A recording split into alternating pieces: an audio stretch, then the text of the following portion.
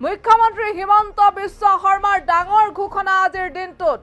সুদত লোৱা ধন আপুনি উভতাই দিব নালাগে ৰাজ্যত এজনো সুদখোৰ নাথাকিব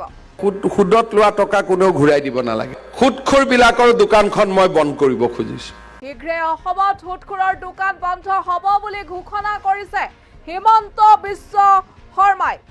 এই মুহূৰ্তত আমি সেই সন্দৰ্ভত খবৰ জনাই আছো হিমন্ত বিশ্ব শৰ্মাই আজিৰ দিনটোত এটা ডাঙৰ ঘোষণা কৰিছে সুদখোৰৰ বিৰুদ্ধে ৰাজ্যত যি আৰক্ষীৰ অভিযান অব্যাহত আৰু তাৰ মাজতে মুখ্যমন্ত্ৰীয়ে ক'লে যদিহে আপুনি কোনো ধন সুদত লৈছে তেন্তে আপুনি সুদত লোৱা ধন উভতাই দিব নালাগে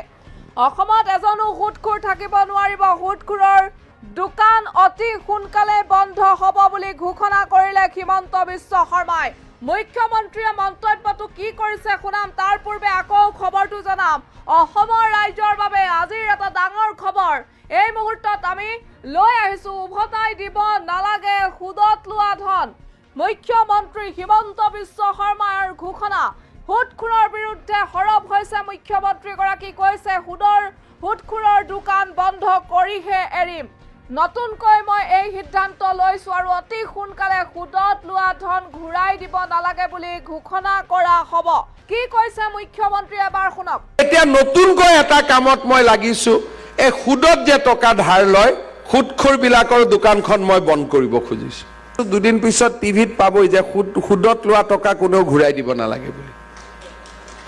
হেটো ফ্ৰী হৈ যাব আপোনালোকৰ তাৰো ব্যৱস্থা এটা কৰি আছো দুই এদিনতে ঘোষণা পাবই